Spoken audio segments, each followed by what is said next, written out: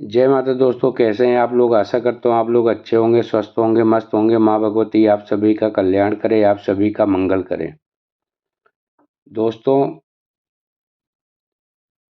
क्या आपने गहराई से कभी सोचा होगा, जब मनुष्य का शरीर पंच तत्व में विलीन हो जाता है तब उसकी आत्मा कहाँ जाती है। क्या आत्मा सच में जीवित रहती है, और अगर हाँ तो क्या उसे भूख लगती है। क्या आत्मा भी किसी रूप में भोजन करती है। तो दोस्तों, आज हम खोलेंगे गरुड़ पुराण के उन रहस्यमय पन्नों को जिन्हें केवल कुछ ही लोग जानते हैं। वो गुप्त ज्ञान जो जीवन, मृत्यु और आत्मा के वास्तविक स्वरूप को उजागर करता है। यह कोई सामान्य ग्रंथ नहीं है, स्वयं भगवान विष्णु द्वारा गरुड़ जी को उपदेशित शाश्वत सत्य है, जो मृत्यु के बाद की यात्रा को विस्तार से समझाता है।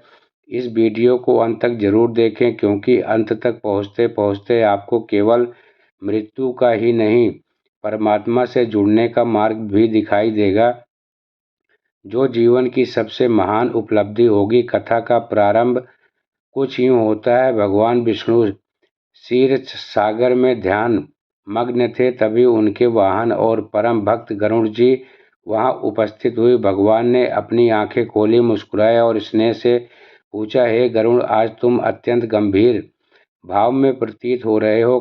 क्यों? कहो, किस जिज्ञासा के उत्तर की खोज में आए हो। गरुड़ जी ने विनम्रता से कहा, हे प्रभु, जब कोई मनुष्य इस पृथ्वी से चला जाता है, उसका शरीर तो पंच तत्व में समाहित हो जाता है, परंतु उसकी आत्मा क्या होता है। क्या आत्मा भी भूख प्यास महसूस करती है। क्या मृतक को भी भोजन की आवश्यकता होती है, और यदि हाँ तो हम जीवित लोग उन्हें उसे कैसे अर्पित कर सकते हैं। दोस्तों, बस यहीं से आरंभ होता है गरुड़ पुराण का वह महान संवाद, जिसमें भगवान विष्णु आत्मा की भूख, पिंडदान की महिमा और मृत्यु के बाद अदृश्य यात्रा का वर्णन करते हैं। फिर गरुड़ जी ने भगवान विष्णु को प्रणाम किया और बोले, हे प्रभु, आप तो अंतर्यामी हैं, सब जानते हैं। इस संसार में भला आपसे क्या छिपा है। पर हे भगवान, कई दिनों से एक प्रश्न को लेकर मेरा मन व्याकुल है। कृपया करके आप मेरे इस प्रश्न का उत्तर देकर मुझे संतुष्ट करें। दोस्तों, फिर भगवान विष्णु बोले, हे गरुड़ देव, तुम्हारे मन में जो भी प्रश्न है तुम निसंकोच होकर पूछो, अवश्य उसका निवारण करूंगा। फिर गरुड़ देव बोले, हे भगवान, क्या यह सत्य है कि आत्मा को मृत्यु के बाद भी भोजन की आवश्यकता होती है। क्या आत्मा भी भोजन करती है, और यदि हाँ तो क्या क्या खाती हैं, और उन्हें भोजन कहाँ से प्राप्त होता है। दोस्तों, फिर भगवान विष्णु मंद मुस्कान के साथ बोले, हे गरुड़, अपने बहुत ही उचित प्रश्न किया है, जो संपूर्ण संसार के लिए कल्याणकारी है। हे गरुड़, मृत्यु केवल शरीर की होती है। आत्मा अमर है, परंतु वह भी भूख और प्यास का अनुभव करती है। पर इस रहस्य को अच्छे से समझने के लिए पहले मैं आपको एक कथा सुनाता हूँ। कहते हैं कि इस कथा को जो भी व्यक्ति ध्यान पूर्वक और आखिरी तक सुन लेता है, जो उसके कोट कोट पापों का नाश हो जाता है। दोस्तों, इस कथा को प्रारंभ करने से पहले आपसे निवेदन है कि इस वीडियो को एक लाइक करके कमेंट में जय श्री विष्णु जरूर लिखें। तो चलिए शुरुआत करते हैं गरुड़ पुराण की इस ज्ञानवर्धक प्रस्तुति के। भगवान विष्णु गरुड़ देव को कथा सुनाना प्रारंभ करते हैं और कहते हैं, हे गरुड़, रामपुर नामक एक गांव था, जहां जीवन अपनी गति से चल रहा था। लेकिन उस दिन गांव की हवाओं में कुछ अलग था, क्योंकि गांव की सबसे बुजुर्ग महिला गायत्री देवी का देहांत हो गया था। वह धार्मिक, संयमी और श्रद्धालु महिला थी। उनकी वृद्ध देह वर्षों की सेवा और साधना का प्रतीक बन चुकी थी, परंतु उस दिन उनके प्राण निकलते ही कुछ ऐसा घटा जिसने उसके परिवार और विशेष रूप से उनके बेटे मोहन की जिंदगी बदल दी। मोहन एक सरकारी कर्मचारी था, जो शहर में रहता था। सूचना मिलने के बाद वह गांव लौटा तो आया, देखा, लेकिन माँ का अंतिम संस्कार पहले ही हो चुका था। वह बोला, अब क्या ही कर सकते हैं, माँ को मोक्ष मिल गया होगा। गांव वालों ने समझाया, बेटा, पिंडदान और तर्पण अभी बाकी है। आत्मा को भूख प्यास लगती है, जब तक पिंड नहीं दिया जाता वह शांति नहीं पाती। मोहन मुस्कान और बोला, यह सब अंधविश्वास है, आत्मा को खाना नहीं चाहिए। रात का तीसरा पहर था। मोहन अपनी माँ के कमरे में ही सो रहा था, गहरी नींद में था, जब उसे एक सपना आया। पर यह सपना नहीं था, कोई चेतावनी थी। कमरे में अंधेरा छाया हुआ था, लेकिन उस अंधेरे में एक धुंधली आकृति उभरी। माँ की आवाज़ आई, बेटा। यह सुनकर सोहन चौंक पड़ा। माँ, उसने देखा। माँ खड़ी थी, पर उनका चेहरा पीला था, आंखें गहराई में डूबी हुई थी और शरीर पर वही पुरानी साड़ी का कपड़ा। माँ बोली, मुझे भूख लगी है। मोहन कांप उठा, आपको भूख? लेकिन आप तो दोस्तों। माँ का स्वर अब करुणा और पीड़ा से भर गया। बेटा, शरीर चला गया, लेकिन आत्मा जीवित है। जब तक तुम तर्पण और पिंडदान नहीं करोगे, मैं तृप्त नहीं हो सकती। मेरा सूक्ष्म शरीर तड़प रहा है। अचानक कमरे के दीवार कांपने लगी। माँ की छाया धुएं में बदल गई और मोहन की नींद टूट गई। पसीने में तर-बतर दिल और जोर से धड़क रहा था। सुबह होते ही मोहन उठ बैठा। सपना आंखों में घूम रहा था। वह सोचने लगा, क्या माँ सच में भूखी थी और क्या यह सिर्फ मेरा वहम था या कोई संकेत? उसी समय गांव के पुजारी उसके घर आए और बोले, बेटा, तुम्हारे पिताजी ने जब तुम्हें दादा के लिए पिंडदान नहीं किया था, तब भी घर में अजीब घटनाएं होने लगी थी। तुम्हारी माँ धार्मिक थी, इसलिए वह तुम्हें संकेत दे रही हैं। अब भी समय है। पिछली रात मोहन ने माँ की आत्मा को देखा था, भूखी, असहाय और तड़पती हुई। उस रात के बाद उसकी सोच बदल चुकी थी। वह जानता था कि क्या सच में आत्मा को भूख लगती है? क्या यह सच सब केवल एक सपना था या गरुड़ पुराण में सचमुच इसका कोई प्रमाण है? वह गांव के वृद्ध और विद्वान पंडित त्रिभुवन शर्मा के पास गया। उन्होंने गरुड़ पुराण का संदर्भ खोलते हुए कहा, बेटा, जब कोई जीव इस शरीर को छोड़ता है, तब उसकी आत्मा सूक्ष्म शरीर में प्रवेश कर लेती है। वह सूक्ष्म शरीर ही उस आत्मा को अस्थायी माध्यम बनाता है, जिसके जरिए वह अपने कर्मों के अनुसार यमलोक की यात्रा करती है। लेकिन यह यात्रा तुरंत नहीं होती है। मृत्यु के बाद आत्मा कम से कम 10 दिन तक इस पृथ्वी पर रहती है। वह अपने घर के परिजनों के बीच भी भटकती रहती है, परंतु अब वह किसी को छू नहीं सकती, अपनी बात नहीं कह सकती, सिर्फ महसूस कर सकती है पीड़ा, अकेलापन और भूख। जिस प्रकार शरीर को भोजन चाहिए, उसी प्रकार तरह सूक्ष्म शरीर को भी एक प्रकाश का पोषण चाहिए होता है। यह पोषण तिल, जल और पिंडदान के माध्यम से उसे प्राप्त होता है। आत्मा को शांति तभी मिलती है जब उसके लिए तर्पण और श्राद्ध कर्म विधि पूर्वक किया जाए। गरुड़ पुराण में लिखा है, यदा यदा शरीर तत्व आत्मा यमलोके गच्छति, तदा आत्मा के लिए तर्पण न किया जाए तो वह सुधा से व्याकुल हो जाती है। तो दोस्तों, फिर मोहन ने उत्सुकता से पूछा, लेकिन आत्मा तो अदृश्य है, वह भोजन को कैसे ग्रहण कर सकती थी? पंडित जी मुस्कुराए और बोले, बिल्कुल सही प्रश्न। आत्मा स्वयं भोजन नहीं खा सकती, क्योंकि उसमें स्थूल स्थूल शरीर नहीं होता। लेकिन जब वह परिवारजनक श्रद्धा और मंत्रों के साथ तर्पण पिंडदान करते हैं, तो वह सूक्ष्म ऊर्जा के रूप में आत्मा तक पहुंचता है। वह भाव को ग्रहण करती है। प्रेम से किया जाता है तो आत्मा तृप्त हो जाती है, लेकिन यदि इसे उपेक्षा से किया जाए या बिल्कुल न किया गया हो तो आत्मा भूखी रह जाती है। यह सुनकर सोहन भयभीत हो गया। फिर पंडित जी से बोला, जब आत्मा को उसकी भूख का समाधान नहीं मिलता है तो धीरे धीरे क्रोधित और व्याकुल हो जाती है। कई बार वह घर के सदस्यों को संकेत देती है, स्वप्न में आना, किसी की तबीयत खराब होना, घर में अशांति फैलाना, यहाँ तक कि पितृ दोष उत्पन्न हो जाना। यह सब आत्मा की असंतुष्टि के लिए लक्षण है। पिंडदान मृत आत्मा के लिए वही है जो किसी यात्री के लिए रास्ते का भोजन होता है। जब पिंडदान विधि पूर्वक होता है, तिल, कुश, जल और मंत्रों के साथ, तब आत्मा को वह ऊर्जा मिलती है जिससे वह यमलोक की यात्रा पूरी कर पाती है। बिना पिंडदान के आत्मा भटकती रहती है और कई बार तो प्रेत बन जाती है।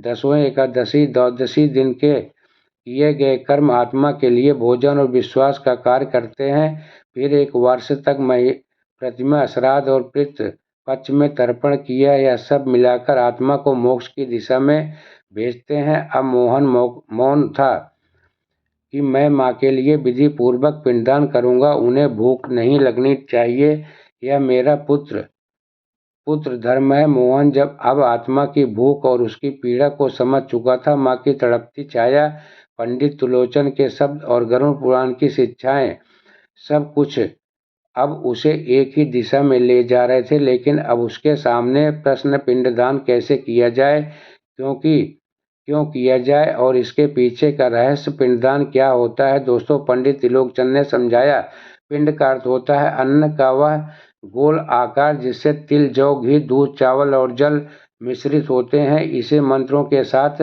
मृत आत्मा को अर्पित किया जाता है। यह पिंड आत्मा को सूक्ष्म शरीर से ऊर्जा के लिए भोजन और यात्रा का माध्यम होता है। गरुड़ पुराण में लिखा है कि मृत्यु के 10 दिन के बाद विशेष महत्व रखते हैं। हर दिन विशेष मंत्रों के साथ आत्मा को एक एक पिंड समर्पित किया जाता है। हर दिन एक उद्देश्य होता है। पहले दिन मृत्यु की पीड़ा से मुक्ति, दूसरे दिन सूक्ष्म शरीर का निर्माण, 7वें दिन यात्रा के मार्ग पर सहारा, 10वें दिन आत्मा की स्थिरता और तृप्त। पंडित जी बोले, हिंदू शास्त्रों में कर्मकांड केवल प्रतीक नहीं है, यह एक गहरा मनोवैज्ञानिक और ऊर्जा आधारित विज्ञान है। पिंडदान में उपयुक्त तिल नकारात्मक ऊर्जा को शुद्ध करता है, जल भावनाओं का माध्यम बनता है और जब परिजन प्रेम, श्रद्धा और समर्पण से पिंड देते हैं तो उस ऊर्जा को आत्मा ग्रहण करती है, जिससे वह या तो मुक्ति होती है या अगले जन्म की ओर अग्रसर होती है। दोस्तों, पिंडदान क्यों अनिवार्य है, तो हम आपको बता दें कि यदि पिंडदान नहीं किया जाए तो आत्मा भूखी रह जाती है, वह भटकती रहती है। प्रेत या असमाधान रूप में परिवार पर प्रेत दोष उत्पन्न हो जाता है। व्यक्ति आध्यात्मिक दृष्टि से आगे नहीं बढ़ पाता। गरुड़ पुराण में चेतावनी दी गई है कि पिंडदान नहीं करता वह पापी कहलाता है और उसे कभी सुख की प्राप्ति नहीं होती। दोस्तों, अब मोहन ने निश्चय किया कि वह माँ के संपूर्ण विधि से पिंडदान करेगा। गांव के सभी ब्राह्मणों को बुलाया गया, घर के आंगन में कुश और आसन बिछाया गया, तिल और जल से बनी पिंड अर्पित की गई। हर मंत्र के साथ मोहन की आंखें नम थी। अंतिम मंत्र के समय हवा की गति थम गई। एक शांति और अनुभव हुआ जैसे कोई अधूरा संदेश पूरा हो गया और मोहन को माँ की मुस्कुराती छाया दिखाई दी। अब वह भूखी नहीं थी, शांत और धीरे धीरे धुएं में विलीन हो गई। मोहन ने विधि पूर्वक पिंडदान किया।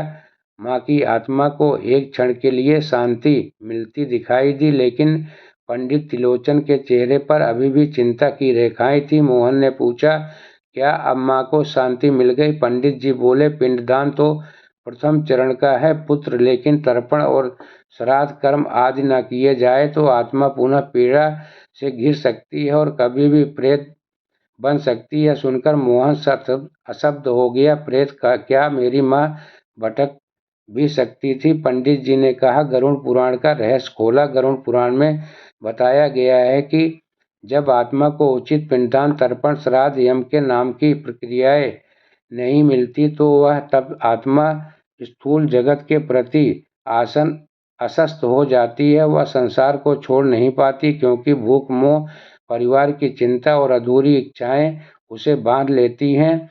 तब वह आत्मा पिशाच, प्रेत और भूत योनि में भटकने लगती है और जिसे तर्पण नहीं मिलता वह प्रेत योनि को प्राप्त करता है और बंधन में फंस सकता है। प्रेत योनि कोई अस्थायी नरक नहीं बल्कि एक बीच की दशा है। यहाँ आत्मा न तो मृत होती है न जीवित, वह हर समय अशांति में रहती है, किसी माध्यम से संवाद करना चाहती है। फिर मोहन ने घबराकर पूछा, मैंने तो माँ का पिंडदान कर दिया, फिर भी क्या वह भटक सकती हैं? पंडित जी बोले, यदि पिंडदान के बाद श्राद्ध और वार्षिक तर्पण न किए जाएं तो आत्मा को पूर्ण शांति नहीं मिलती, वह अधूरी रह जाती है। जैसे कि भूखे को केवल पानी मिल जाए लेकिन अन्न न मिले, यही अधूरी तृप्ति कभी कभी प्रेत बनती है। मोहन ने माँ की आत्मा की शांति के लिए पिंड तर्पण और पितृदोष से मुक्ति का संकल्प लिया, परंतु उसके मन में एक अंतिम प्रश्न अभी भी विशेष था, क्या आत्मा वास्तव में भोजन करती है?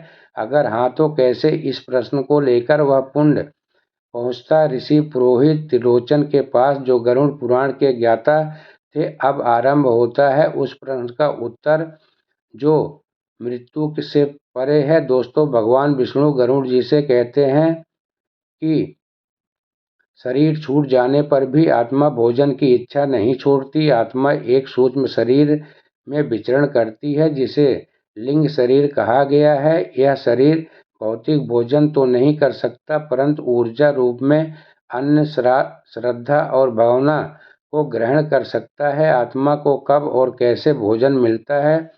तो हम आपको बता दें कि आत्मा को भोजन पहुंचता है इन विशेष कर्मों से। पहला है पिंडदान। पिंड यानी चावल, तिल, घी आदि मृतक की आत्मा को ऊर्जा रूप में पोषण प्रदान करता है। श्रद्धा से किया गया पिंडदान आत्मा के सूक्ष्म शरीर को भोजन के समान तृप्त करता है। दूसरा तर्पण। तर्पण में जल, तिल और मंत्रों के साथ पितरों को अर्पण किया जाता है। इससे आत्मा को शांत व तृप्त होने की ऊर्जा तरंगे प्राप्त होती हैं। और तीसरा श्राद्ध भोजन। ब्राह्मणों को श्रद्धा से भोजन कराने से आत्मा को प्रतीकात्मक रूप से अन्न की प्राप्ति होती है। यह भोजन आत्मा के लिए मानसिक संतोष और पुण्य ऊर्जा बन जाता है। गरुड़ पुराण के अनुसार जब व्यक्ति की मृत्यु होती है तो आत्मा शरीर को छोड़ देती है। जैसे ही आत्मा शरीर से अलग होती है वैसे ही यमदूत आते हैं और आत्मा को यमलोक की ओर ले जाते हैं। आत्मा का शरीर से पिछड़ता हुआ बहुत ही कष्टदायक होता है। जब आत्मा शरीर से अलग होती है वह बहुत ही दुखी होती है, बार बार अपने शरीर के पास जाती है और सोचती है कि यह मेरा शरीर, मुझे इसमें वापस जाना है, लेकिन ऐसा नहीं हो पाता। आत्मा अपने शरीर से बिछड़ने के बाद अपने घर, अपने परिवार के पास जाती है, पर कोई उसे देख नहीं सकता।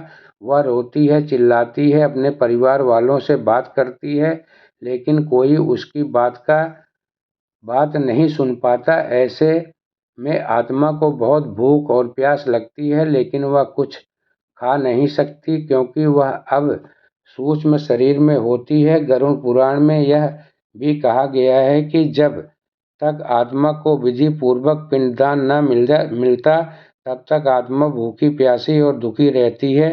पिंडदान के द्वारा ही आत्मा की भूख और प्यास शांत होती है।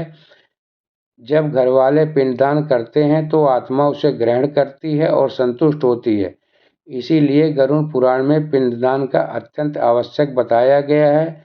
दोस्तों, यह थी थोड़ी सी जानकारी। मेरे द्वारा दी गई जानकारी आप सभी को अच्छी लगी हो, समझ में आई हो तो वीडियो को लाइक कर देना, चैनल को सब्सक्राइब करके शेयर ज़रूर करना, ताकि और भी भक्तों का कल्याण हो सके और भी भक्तों का मंगल हो सके।